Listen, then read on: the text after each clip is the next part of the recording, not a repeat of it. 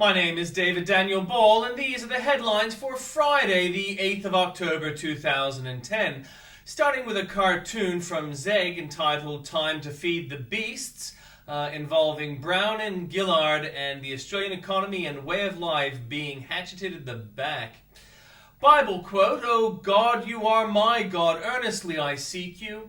My soul thirsts for you, my body longs for you in a dry and weary land where there is no water." Psalm 63:1. And in the headlines, Pentagon acknowledges that some elements in Pakistan's spy agency are urging the Taliban to keep fighting in Afghanistan. And while Pakistani Army Chief General Kayani is pushing for change happens slowly over time. Officials say an air raid and water search has begun for a Colorado man who was reportedly shot dead on a border lake by Mexican pirates. Rutgers student suicide has heightened concerns over cyberbullying. But what can parents do to protect their kids? Experts say it takes more than blocking certain sites. Republican campaign operatives pull ad against West Virginia Democrat Senate candidate Joe Manchin following a report that the ad's casting call asked for actors who could look hickey. And in breaking news for Australia, police are investigating cases of animal cruelty after a horse was stabbed to death in Melbourne's outer north. Actress Juliette Lewis has been hurt in a hit-and-run accident in Los Angeles, TMZ reports. A Canadian Air Force base commander who once piloted the Prime Minister's jet will plead guilty to 2 murders, 2 sexual assaults, and 82 break-ins in women's home, his lawyer has told a court. The first rescue hull wide enough to pull trapped workers from a Chilean mine shaft should reach the 33 men as soon as this weekend. The head of Bali's Karabokan prison will testify in defense of Bali 9's death row inmates Andrew Chan and Miyurin Sukumararan today. From New South Wales and the ACT, State Labor had to restore Federal Minister Tony Burke's party status after he was accused of snubbing meetings. Technology is revolutionizing the way police are catching criminals with cameras designed to find unregistered vehicles. A teenage girl is heartbroken by the actions of her mother, who helped her to get work at a brothel so they could start a business.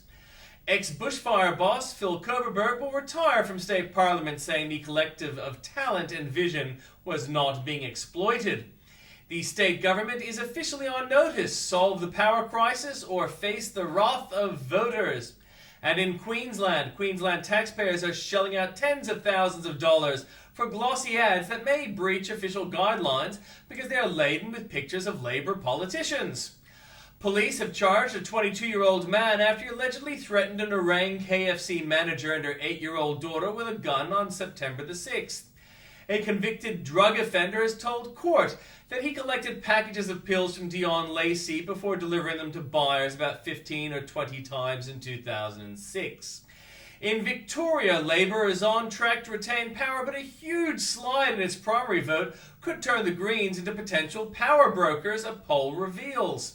Former Lord Mayor John Sow has been charged with running a dirty restaurant, the Dragon Boat, on the Yarra by Melbourne City Council. Matwaki Cheok, a member of one of Melbourne's warring family factions, has pleaded guilty to gun and ammunition possession. Child killer Derek Percy has demanded the family of one of his alleged victims pay up to $30,000 he spent in legal fees. Auditor General Des Pearson says Victoria held back about 29% of its budgeted federal school hall stimulus spending. From the Northern Territory, a woman was allegedly held hostage in a caravan for more than 2 months, has been rescued by another woman, Northern Territory police say. From South Australia, Adelaide members of the Islamic movement, the Saviours of Mankind, fear one of their Australian members is being held by the Egyptian government. Police are believed to have searched the home of the former husband of murdered Elizabeth North great-grandmother Beverly Hanley. A killer is receiving workers' compensation payments behind bars after winning a court battle with work cover. From Western Australia, post-traumatic stress from years in detention was behind a man's decision to climb atop a billboard naked with a replica gun, sending downtown Perth into lockdown. A third bikie gang, the Club Deros, were involved in the violent Kwinana Motorplex clash between the Finks and Coffin Cheaters at the weekend, police today revealed. And from Tasmania, plans to connect all Tasmanian homes and businesses to Labor's national broadband network will stifle telecommunications competition in the state, the federal opposition says. From the Journalist Corner, in these exclusive web videos, Lieutenant Colonel Oliver North goes inside the war in Afghanistan, bringing us the latest stories from the front. What the former speaker is telling GOP candidates they have to do before elections. And heading into the homestretch, Karl Rove predicts who he thinks will come November. In comments from Piers Ackerman, diggers buried in political firefight. From Bill O'Reilly, white working Americans and President Obama. From Dr. Dale Archer, 5 important lessons from 4 tragic bullying deaths. By John Lott, despite White House spin, Obama believes government should run our economy. From Tim Blair, The Waiting Game. Finest Ford. South Park beats Spencer Street. Busy as Josephine Theme. Bear Market. Give police a chance. BHO meets FDR. From Andrew Bolt, flushing your billions down the river, Victoria's damn madness.